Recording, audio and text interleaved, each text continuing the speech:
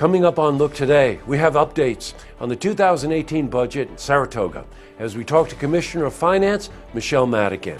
Plus, a proposed ban on single-use plastic shopping bags in Warren County regains momentum. More on that coming up.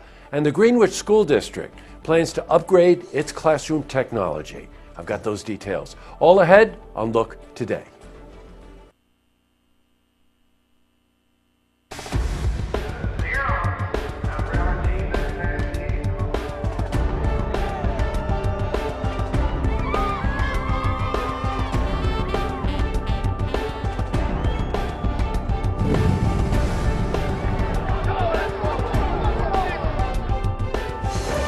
Welcome everyone, I'm J. Hood Jackson. This is Look Today. Well, in tonight's program, I sit down with Jenny Hutchinson.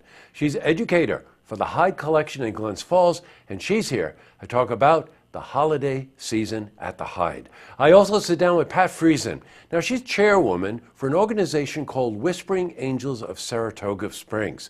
And we're joined by the vice president, Madeline Glennon. And they're here to talk about a fundraising event that's happening this week and that organization. Plus, we've got your weather for the Tri-North counties, but first, these headline stories. Well, in our lead story, we got updates on the 2018 budget that was approved in Saratoga.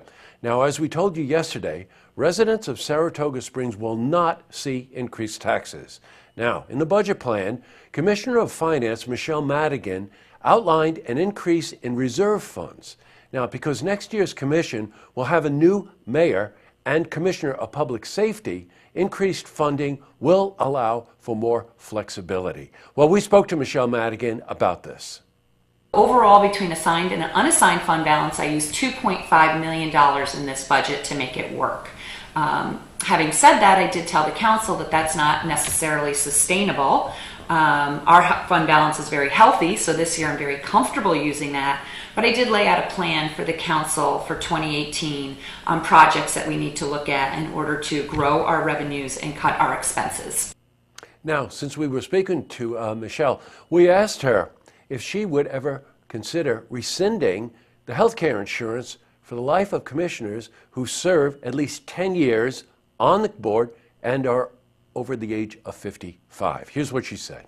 It really is probably something, when you look at the cost of healthcare today and how much it's increasing, that taxpayers should not have to pay the burden for over the lifetime of an elected official's life. All right, in other news. Well, a proposed ban on single-use plastic shopping bags in Warren County has regained momentum. You might recall we were reporting on this story this past summer. Well, county supervisors shelved the idea, and at that time, a task force was formed to continue the discussion. Well, Supervisor Ward 3 in Glens Falls, Claudia Bramer, is now in charge of writing new legislation. Well, we're in touch with her, and we'll have more on this in the days coming. All right, switching from news to weather.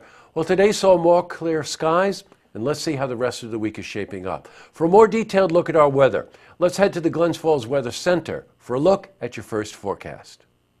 Thank you, Jesse. I'm meteorologist Clarence Sponsor with your first look weather update. Let's take a look. We currently have a cold front moving through much of the Midwest into the deep south as well, but also advancing towards the northeast. We currently have this warm front boundary making its way through parts of New England first, but that cold front will be just on its heels. High pressure and control across much of the Midwest and the central United States. Overnight lows across the region generally upper 20s to lower to mid 30s. Across the Capital District, mid 30s expected towards Clifton Park, Saratoga Springs. Same thing for Fort Edward and Whitehall. Greenwich as well, about 35, 36 degrees. Glens Falls will be overnight lows generally in the mid 30s. And as you head towards Johnsburg and Parsville, we'll see temperatures generally below freezing.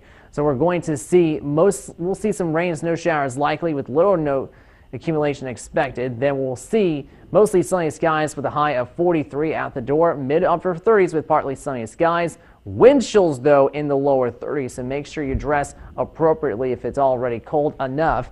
We'll see an overnight low at 25, heading into Saturday, 41, partly sunny. We'll keep that dry weather and mild temps generally for this time of the year going through Sunday through next Tuesday. We'll see even a warming trend as well, keeping those highs extremely above average. Overnight lows will be over over the freezing line heading into Tuesday. 60% chance of showers. And ahead of the next cold front, and long-range model shows we could be seeing some real winter-type conditions by mid-month. We'll give you the details as we get much closer to that time frame. For now, enjoy this relatively mild weather over the next 5 days. That was your weather update here on Look TV. I'm meteorologist Clarence Ponser. Now I send it back to you, Jesse. Thanks a lot, Clarence. All right, back to the news. Here's a story that caught our attention. First season of the Capital Region's bike sharing program was a success. Well, the numbers are in, and there were over 11,000 bike trips. Well, the CDPHP cycle program, of course, is winding down for the winter. It's gained over 2,000 members, however. Well, the program, as you might expect, will resume next spring on April 1st. But in other news, Greenwich School District will update some of its classroom technology. Well, the school installed smart boards more than a decade ago, and now some of those boards are in need of repair. Well, under a $2 billion Smart Schools Bond Act, the project has been approved. We spoke to Mark Fish. He's superintendent of Greenwich School District. Our current smart boards are 10 to 12 years old. They've served their life and existence, and a number of the bulbs are going, and the bulbs are quite expensive. Repair of the units is expensive. You figure 12 years of anything in a school, especially that gets used to smart boards, is going to wear and tear. And so when this money came along, we decided to really take a look at something that we could move into the next generation. Great. All right, up next, I sit down with Jenny Hutchinson. She's an educator for the Hyde Collection in Glens Falls, and she's here to talk about the holiday season and things that are going on at the Hyde. We also sit down with Pat Friesen. She's chairwoman for the Whispering Angels of Saratoga Springs. We're joined by the vice president of the group, Melanie Glennon, and they're here to talk about the organization and a fundraising event that's happening this weekend. But first, if you see news happening, you want to share a story idea, how about join us for an interview? Then give us a call on the hotline. The number is 798-8000. Well, that's all the time we have for this edition of Look Today. I got a couple of lookouts for tonight. First and foremost, we did a story yesterday about the Open Door Mission in Glens Falls and the Code Blue shelter. As you know, we've been following the developments on the restoration of the building and the planned opening, et cetera. And as you know, it's been moved around. Well, we got a call from a viewer said that they found out that it was opening on December 18. Well, Kim Cook called us, and that's not exactly right. And we will keep you posted. They are planning to open mid-December, but the date has not yet been established.